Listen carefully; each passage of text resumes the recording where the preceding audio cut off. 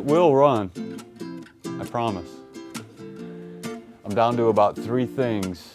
Well, I'm down to exactly 3 things before I can start the engine. Air box, heat box, radiator.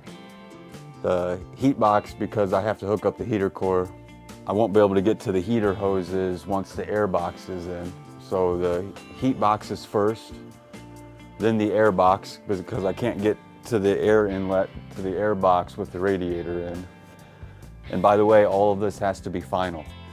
Once I do it, there's no mocking it, and putting antifreeze in it, and putting transmission fluid in, and hooking up the cooling lines, and then pulling it right back out again without, I have to drain the transmission down, and I have to drain all the antifreeze down. So all this has to be 100% done. I've got 2 heat boxes. This one is from the 74 green parts van. It was a club wagon. And then this is from my 73.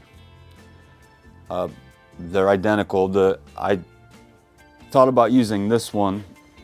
See, this one says high output from the club wagon. So, and this is the heater core from the 73. And that's from the 74. I thought that maybe since the heater core was larger on the high output unit, that maybe the blower was actually stronger, like a bigger motor to move more air. And that does not seem to be the case. And I hooked this one up because what I'm getting at here is I just thought about using the green heat box, the heater core, the blower, the case, everything from the 74. But I hooked this motor up. It sounds pretty bad. It's squealing and it doesn't turn as freely by hand. Actually, it's turning better now that I ran it. It might be a case where I could shoot a little oil in the bearing of the output shaft and then run it in reverse, run it in forward, and get this working smooth again. But there's also a case that what if it sits for a week and I turn the heater on, it starts squealing again, and then I've got to pull all this back out of the van to get to that blower motor. So that worries me. This one seems to be replaced recently. It's in better shape. And they both spin at the same speed. I don't think there's really any difference with the high output as far as the motor goes. But in order to use the larger heater core, I have to use the 74 box. See, this is where the heater core slides in like this. So this one, and this isn't just something that I can remove from the box. This is actually molded in as part of the box to accept the smaller heater core. Whereas this one doesn't have that because it takes the larger one.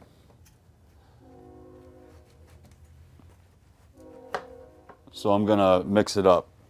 I'm gonna use the case and the heater core from the 74 club wagon, high output, but I'm gonna use the blower motor from the 73 regular.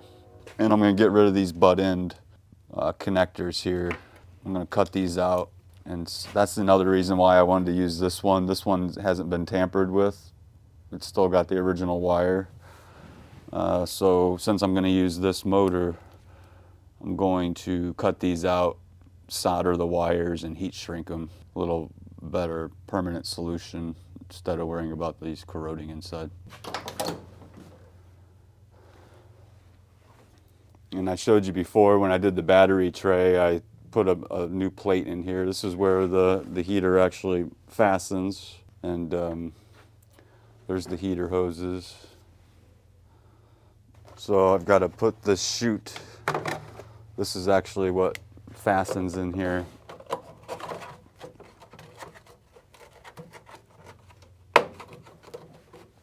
Like so. And that's what guides the heat box, kind of sits in this tray. So I've got to drill those out, put that tray in there.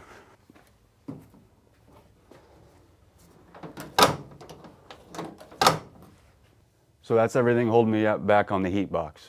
Got to get those blower motors taken out of the cases, clean the cases, clean all the rusty metal, and put the rust reformer on it, and clean the heater cores. I want to make sure they're flowing air as well as they possibly can. Want to wash it through where the air goes through to exchange more heat, and then I can put those back together. I'm gonna have to locate some of that foam, some of that sticky foam that seals the different vents and everything. But okay, so that's the heat box. The air box, the air inlet box is right here. And I needed a way to get cold air into the engine because that heat box is sitting right behind the radiator right here. I don't want it pulling hot air into the engine. It'll run less efficient. So I made this duct here that comes up from the front of the box, and I'm gonna grab some cold air. I think I'm gonna fasten it right to this hood latch here, and I'm gonna grab cold air right here. So I made a template. I made this metal duct. See that duct there sticking down? And you can see the shape of the air box there, how it's kind of sitting at an angle. And see the heater hose there running right alongside it. And then right up against the radiator up front here, against the hose, against the radiator hose here.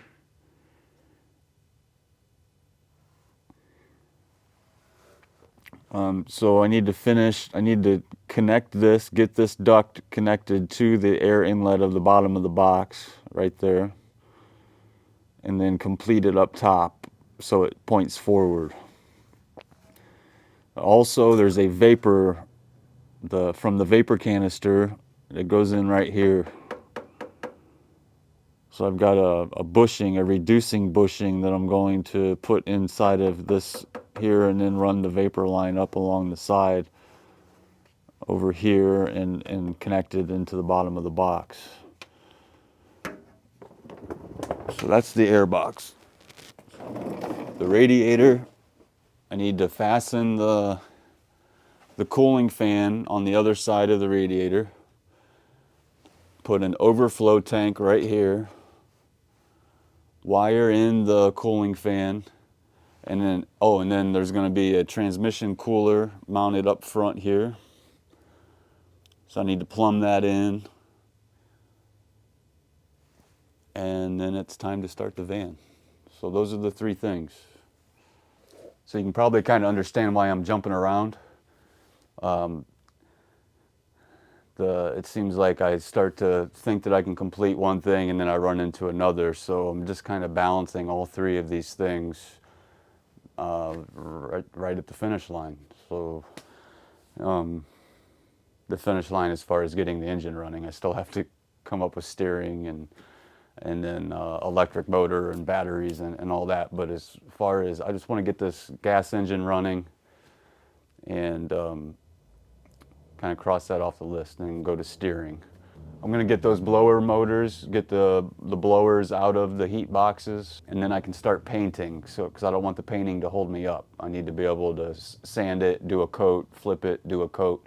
So the whole time I'm waiting for paint to dry and doing another coat, I could be working on this duct here and kind of jumping around. So I'll see you soon. I got the squirrel cage done best that I could. I mean, compared.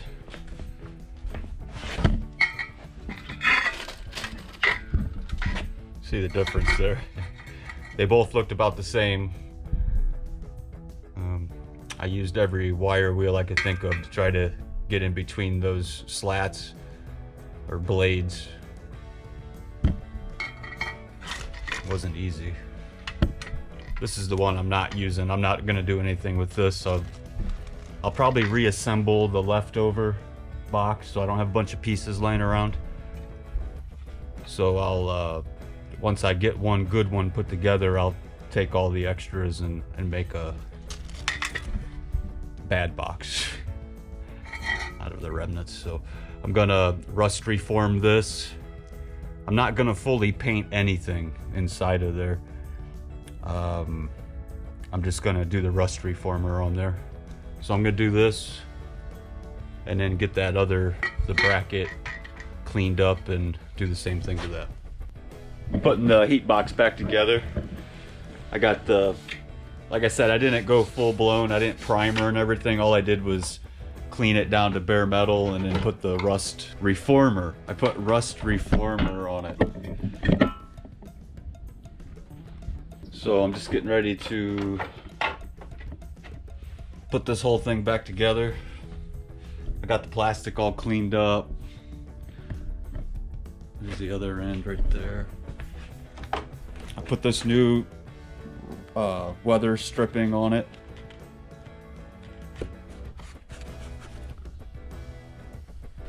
The flapper there.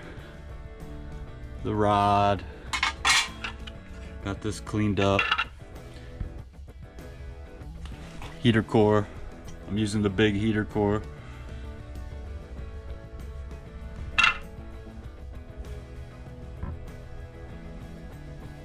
So I'm gonna put this back together and get it put in the van. I've got the chute.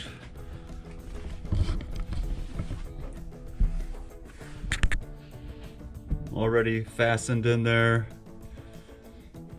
That heat box kind of comes in and seals around this edge right here. That's where that weather stripping I just put on that box, that's where that seals. Oh, I've got to run a string. That's why I have this string sitting right here. Once I get this heat box back in here, I'm not going to be able to get over here to run wire. There's actually another one of these access points up here. And that's where all the wire gets run. Heater is back in.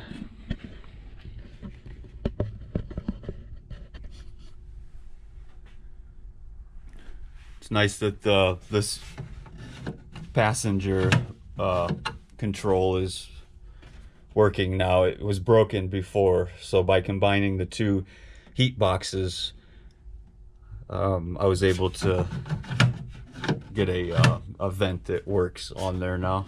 It's nice and smooth. I haven't got the heater hoses hooked up yet. I got the linkage hooked up.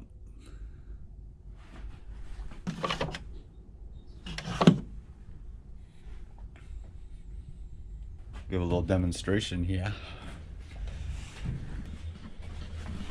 You can see how the flap came out there, all painted. You see the heater core up in there. Everything went back together nice.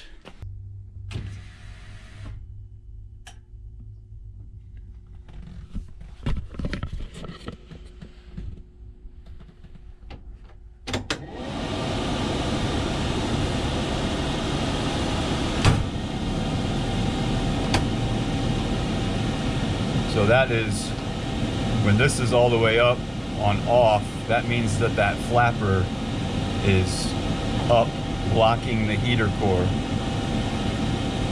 Then when it's like this, that's catching the air, keeping it from coming in that vent, sending it through the heater core, and then this determines floor or defrost. I've got, I believe I showed these, I built these little ducts here. Got two on the right and one on the left over here.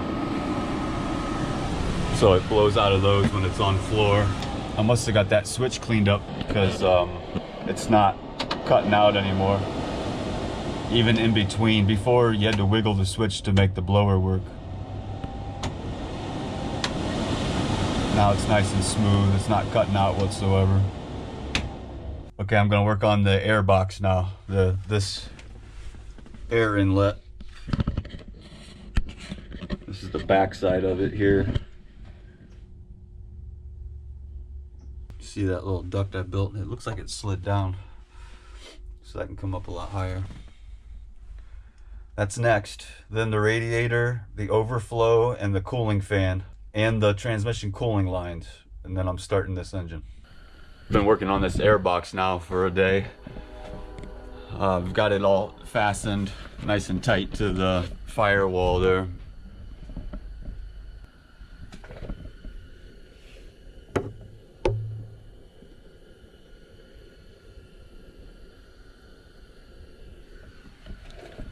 So what I'm working on right now is the ductwork to get down into the air box. So I'm trying to grab cold air, and it's not going so good. So this is gonna come up here like this, and there's a hood latch, a hood assembly that hooks in right here, and this is gonna sit against that. This right here goes in here. This has been a huge pain in the butt. It does not, because it's upside down. It's actually supposed to go the other way, but I cut a notch in. So somehow I gotta make that meet up with this.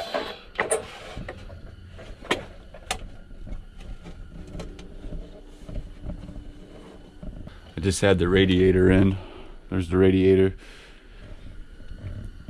I just had it in, and it was pretty tight right here. So what I'm asking myself is, if this is touching the radiator, what's that say about this?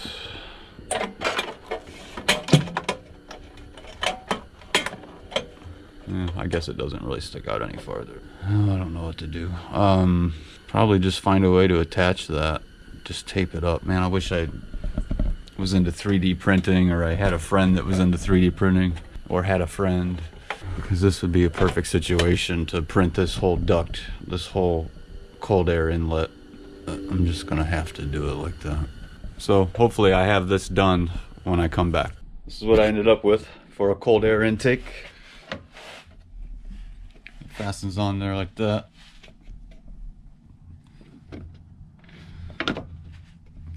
And I just got a carriage bolt going through the bracket there, the hood latch. A bunch of tape.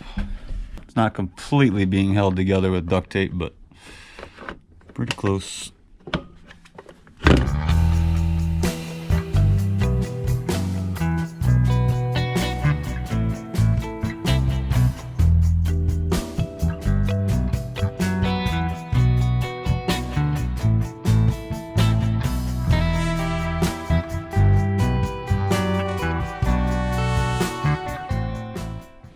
So that's the deal. I've got to take all this back out. I'm going to wash the filter box and paint this bracket that I made there. This is the, if you can't tell, the green there. This is off of the Green Parts van. The one that actually goes to this van is already painted and ready to go as soon as I'm ready to install it for the final time. Then tomorrow's all about the radiator. I'm gonna get the radiator put in, get the cooling fan fastened, and deal with these transmission lines here all tomorrow. So we're down to one thing to go before I start it up. This is my fan shroud. I was gonna use aluminum, and then I thought, man, what's the difference, a couple pounds. I know I should be paying attention to every single pound on this thing, seeing as how it's gonna be a hybrid, and weight's gonna be a huge factor when putting a 4-cylinder in a 4,000 pound van. But I had this, it's 26 gauge, and I've got the pattern where I'm gonna bend. I'm gonna make myself a makeshift brake.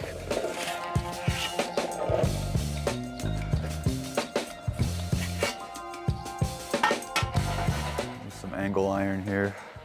The bends on the end are more complicated on the ends over here, because that's a double bend. It's gonna bend in and then out. The top and bottom is just a simple 1-inch 90-degree fold. Bring that side up just a little bit. There we go. There's my line.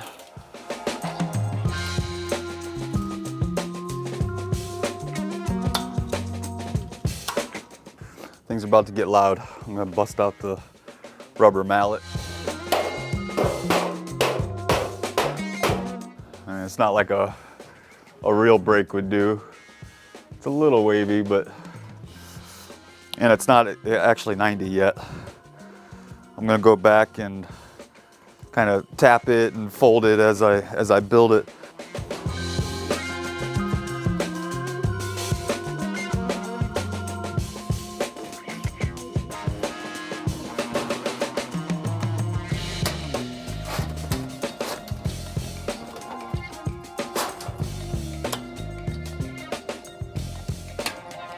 Bring the noise.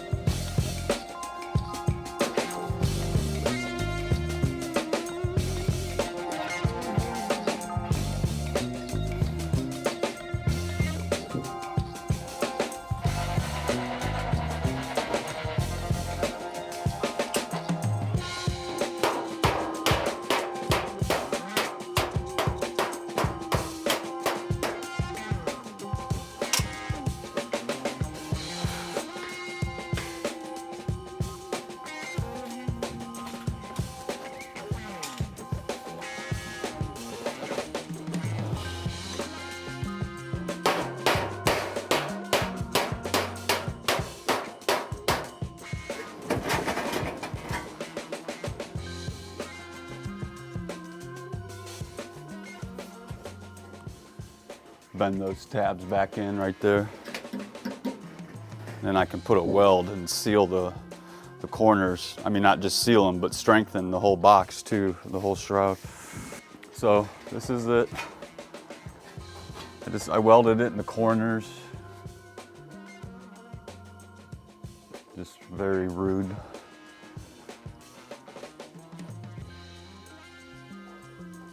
It's strong. I mean, you know, it still sounds like sheet metal, but it's keeping it shaped nice. I thought I was gonna have to cut out for the air box. That's what these marks are here. But actually it's clearing, so the air box can sit against this because I only made it an inch thick. I hope I don't regret that.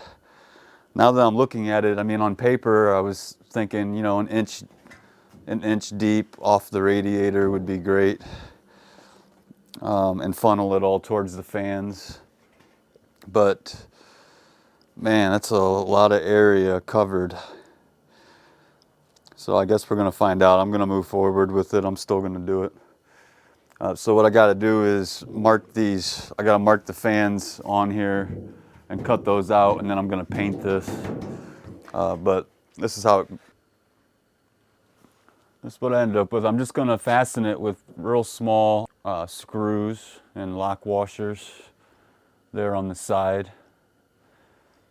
Thank goodness for those end rails on this radiator, because I have used them. See, it's where it's how the core of the radiator fastens to the frame of the radiator. It's got these two strips on both sides. Like I said, I have used them and abused them.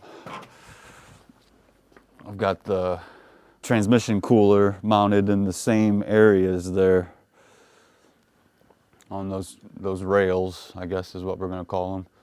So I'm gonna lay this out and mark it up, cut the two circles for the fans, and then the fab is done.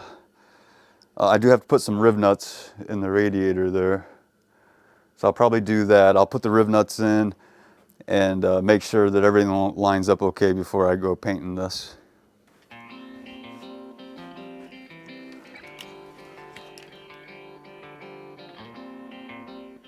These are from Amazon. The brand was American Volt, apparently. I wonder if you're really supposed to use the, it's got these clips that you add. It comes with 8 of these. Each fan comes with 8 of them. And you slide them in. It's got these slots. Can you see that? Can you see that right there? And this slides in there like that. I wonder if that is a stronger area than just using the holes here. Or if it's just an option, so it gives you as many options as possible as far as mounting it. It's thin, but it doesn't seem any weaker than, I'm just gonna keep it simple. I'm gonna use the holes. I don't have to keep you hanging on for this. I'm gonna trace these out, cut them out, and I will be right back. You just hold tight. It's pretty much done. Just gotta paint it now. What we got. I welded some 1/4-inch bolts in there. And I'll show you how it fits.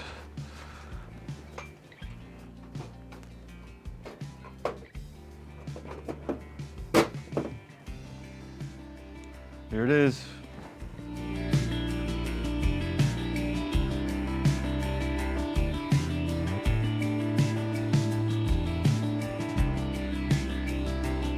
Just 1/4-inch bolts and lock washers on there.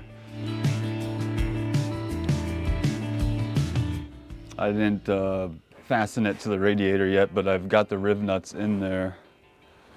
If you look in there. Yeah. Anyways, I've got 3 riv nuts on each side to hold the whole shroud in there, and it actually holds itself in there real tight anyways. So I'm gonna remove the fans, clean the metal up and paint it, and then tomorrow I'm gonna come out and put it all together. Start the engine. Start your engines. Okay, I painted this last night. It's not anything special. It's got runs and stuff, but it won't rust. It seems wrong painting something black that's supposed to cool the engine. I don't know, it's just kind of in my head. I thought about painting it like Ford blue or silver or something, but I think it's clear we have a theme on this van, and everything is black. I want to seal the surface where the fans meet the shroud. I mean, like pulling air from the corners here is one thing, but just pulling it right around the fan is a whole nother. I just pull air right from around the fan, and it'll take the path of least resistance, like anything, and it'll be a waste of energy. It'll be putting a bunch of amps into spinning those fans and then not doing any cooling at all. So I got this to seal the V-bands on the exhaust. This is more than what I'm gonna need, and I don't trust it to stay good for a year or whatever, so I might as well just use it for the fans too.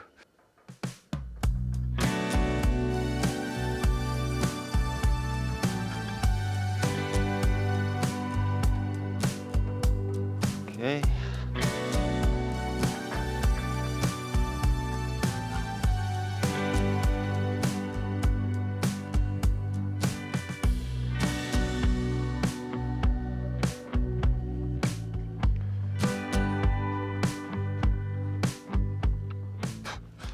That's not a good start.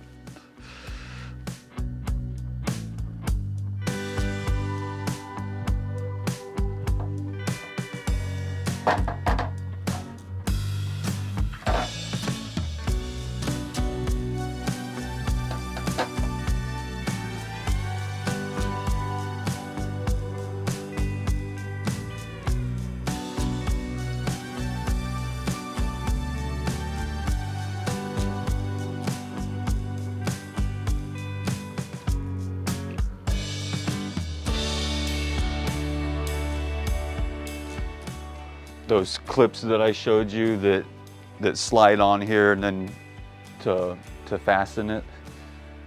One nice thing would have been the nuts wouldn't have been so close to the fan shroud. I can't get a socket on these little nuts now. And the only bolts that I had available were too long. So there's a bunch of threads, so I gotta spin those by hand because I can't get a socket on them. Okay, I've got the shroud mounted to the radiator, and obviously the fans are mounted and sealed. I just put that high temp RTV around so it's not pulling air from around the fans, and it's all fastened there on the edges. So I'm getting ready to put this back in. I ran this, got this wire here, or a connector. I put a high amperage connector because I'm gonna run both fans off one relay. So this is 10 gauge ground, 10 gauge power coming from the relay, and then did the same thing there. Tied both of them together into the same connector.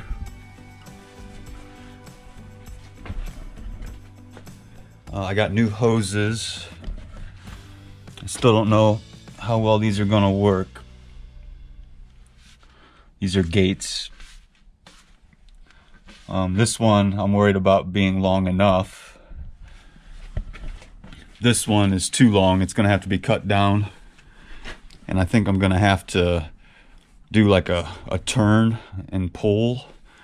Because if I just, see, it wants to kink on me.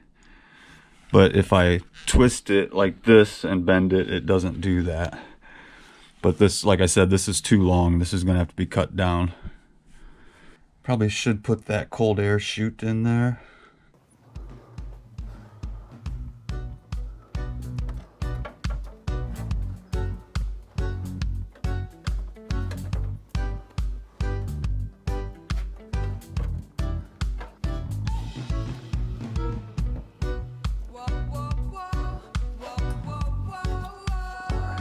Start this one.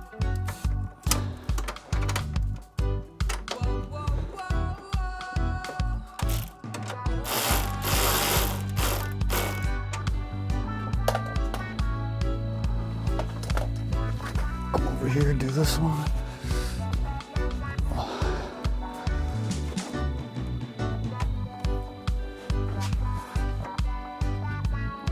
What is that hitting?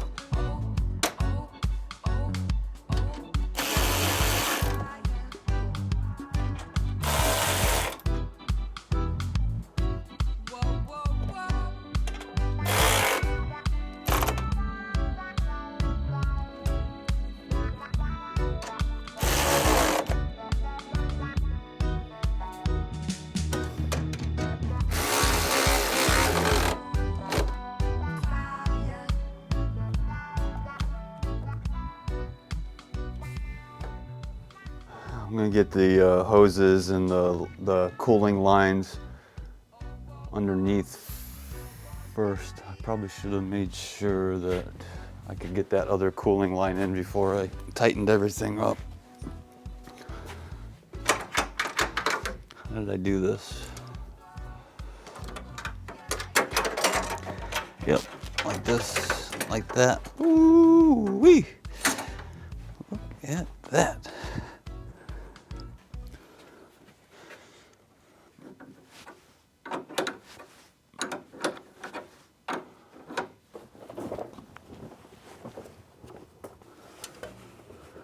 Well, I think this lower hose is going to work great. Yeah, heck yeah. All right. Yeah. Nice.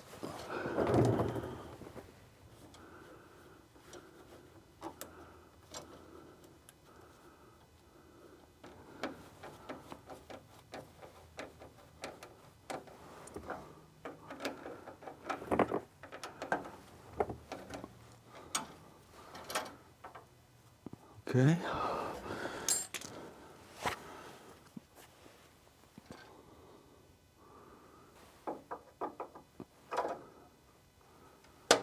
I gotta put a little thread sealer cooling on that fitting that goes in the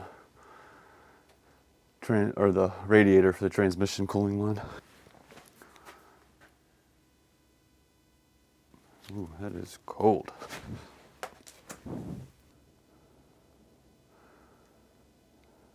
Hope this doesn't have to dry before it seals, because I'm starting to sucker up here in about 15 minutes. Okay, maybe 30 minutes. I didn't mean to put that much on there.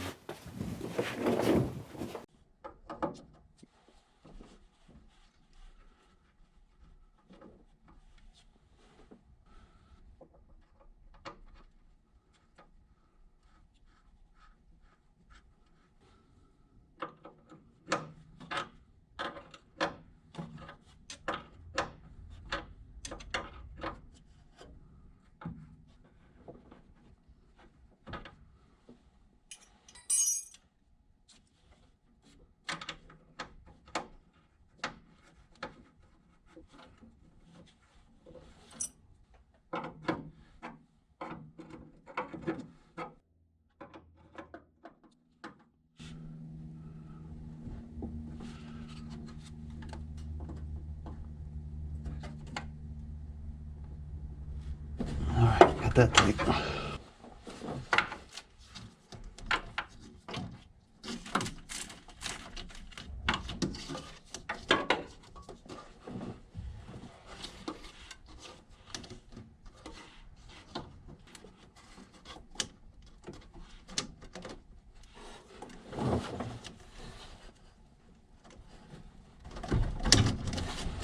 Cooling fan's plugged in. I can be able to do anything with that upper hose down here.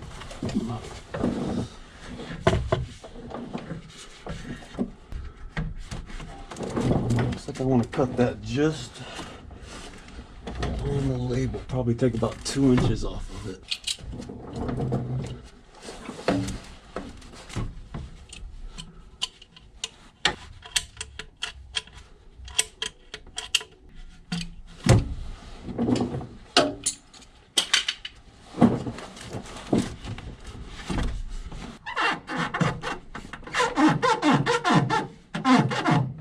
Okay, I'm gonna add fluids. I got the I put the hood latch in, the one that I painted that's ready to go. That's all tight. I've got the cold air duct mounted. The cooling lines, the transmission cooling lines are done.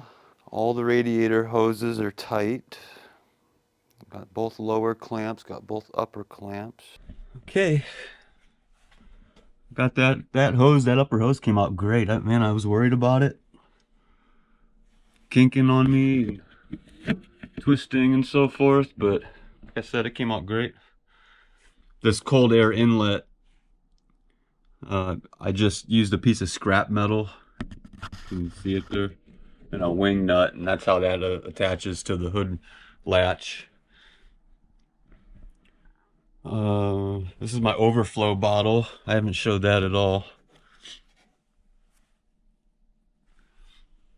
It's probably undersized, but I mean, I don't really plan on sending a lot of coolant to the overflow, but this way, if it sends a little there, and I had to put a vent.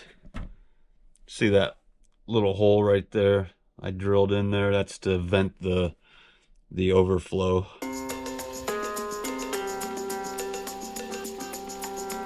I'm gonna put antifreeze in and transmission fluid and start this thing up. I can't think of anything else I need to do. I wired the cooling fans, but they're not actually, the relay isn't wired yet. I gotta figure out if the computer sends a ground or a positive. It's probably a ground. The fuel pump ended up being a ground signal. I would imagine the cooling fan is too, but so I need to get the engine up to temperature, up to 221 degrees is when the cooling fan's activated, and then it shuts off at 200. But so the cooling fans are hooked up, they're wired, they're plugged in. So in order to test them, I'll probably just do a jumper between these two prongs right here.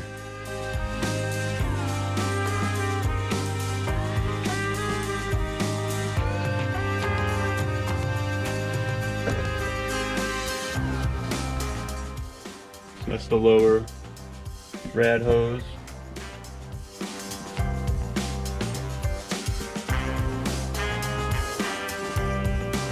The cooling line, I wanted a union.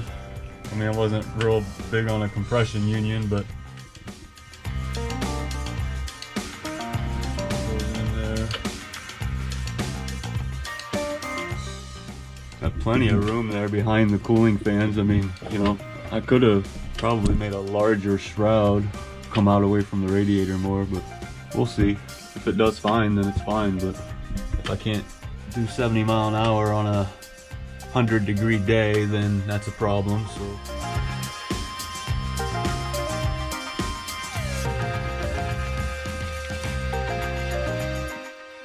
there's the cold air intake, upper hose.